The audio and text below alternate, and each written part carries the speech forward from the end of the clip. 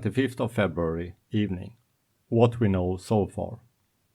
A Moldavian ship have been hit by a missile and 2 in the crew have been injured. It is unknown who fired the missile, but as I understand it, the ship was Ukrainian registered, so most likely a Russian missile. This is however not confirmed. Putin and Lavrov will be included in the sanctions, but they will not face any travel ban.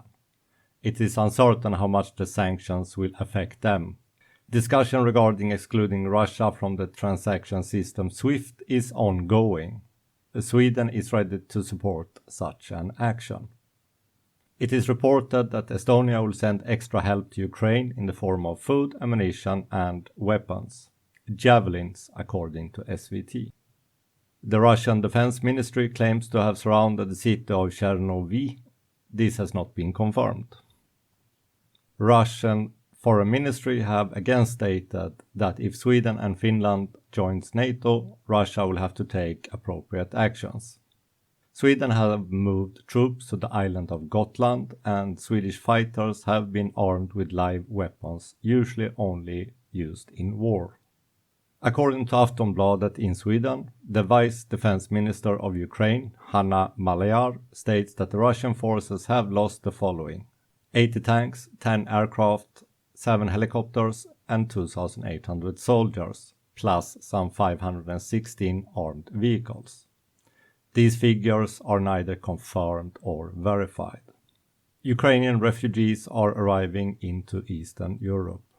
In Romania, volunteers are preparing to receive them at the city of Siret. Putin have stated in a speech that he wants the Ukrainian military to perform a military coup and lay down their weapons.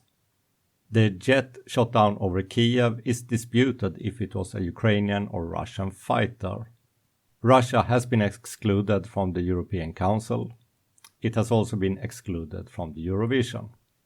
Czech and Poland is halting Russian airplanes from entering their airspace. There have been some demonstrations against the war in Russia. Police have dispersed and arrested demonstrators against the war. Russia is initiating a block of Facebook. NATO is preparing new deliveries of weapons to Ukraine. It is uncertain what those deliveries would include. The internal minister of Ukraine is warning that sabotage groups are entering the cities. Russian news outlets stated that the Ukrainian president Volodymyr Zelensky had fled Kyiv, but he has since published a video showing that he is still in the city. Some reports claim a Russian airfield close to Rostov having been hit by Ukrainian missiles, destroying a number of planes. This is, as far as I know, unconfirmed. What do we know militarily has happened inside Ukraine? Yesterday, the Russian army invaded Ukraine. Ukraine has issued a general mobilization and handed out 18,000 guns to volunteers.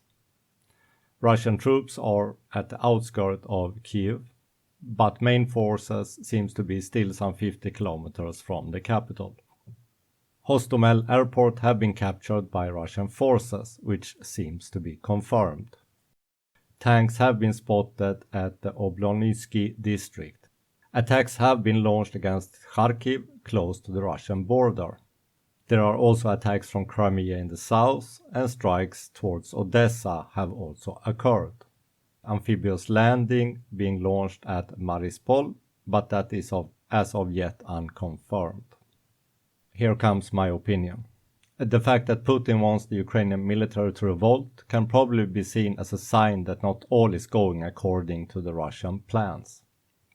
Figures regarding casualties cannot be confirmed, but I think it is safe to say that the Russian military is taking heavier losses than they had expected. That would explain that Putin wants the Ukrainian army to do a coup and lay down their arms, and also explain why they want to block Facebook. Russia needs to block information, and especially if the casualties starts running high, which is why I think they are restricting Facebook. I would not be surprised if the internet will be suspended in the coming days. If Russia wanted the lightning war, they have been stopped and slowed down. The Ukrainian terrain is open and good for armor, but as soon as they enter the cities, it will be a different story. They will continue to move against the capital, but that might be a difficult place to take and hold. The Russian warning against Sweden and Finland joining NATO is, I think, driving both countries closer to NATO membership. It will either be both joining or neither joining, as Swedish-Finnish armed forces always have been closely linked. The sanctions against Russia so far will not deter Russia. However, cutting off SWIFT would see quicker results than most other sanctions the West could impose. The fact that NATO is reinforcing the troops in Eastern Europe is a prudent move. Ukraine is putting up a much stiffer resistance than Russia or Putin had expected, and the cost will get him worried. Putin likes to put his opponents against a done deal, but the Ukrainian resistance is stopping him from doing that. I imagine we will see him more worried in the coming days. What I assume Ukraine needs most now are anti-aircraft missiles and anti-tank missiles. They would also need bigger systems, but that will take time to send and to train the people to use them. I am hoping that as much material as possible can be sent to help them out. We should also be prepared to help the refugees coming from Ukraine. They are facing the worst possible situation, so we should do what we can to help them. My thoughts are with the civilians fleeing and the dead, and the Ukrainians fighting the invaders. My hope is that Sweden will release its tight arms export control and ship whatever weapons we can to help Ukraine out. This is all for now. Thank you for listening.